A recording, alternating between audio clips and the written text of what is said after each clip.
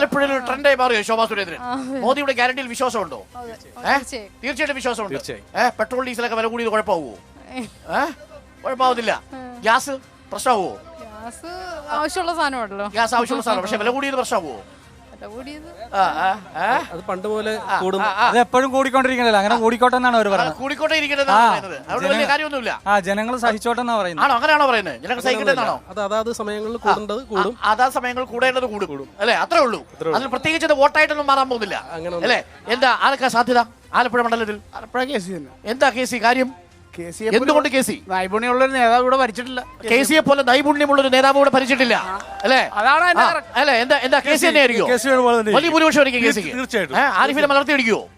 തീർച്ചയായിട്ടും കനലാളിക്കത്തൂല. ജനങ്ങൾ പറയണം. അപ്പൊ കേസി ഒരു നൈപുണ്യമുള്ള നേതാവാണ്. അപ്പൊ കേസി വരുന്നതാണ് മണ്ഡലത്തിൽ. അപ്പൊ കേസി വന്നാൽ രാഹുലിന്റെ കൈകൾക്ക് ശക്തി പകരും ഉറപ്പായി.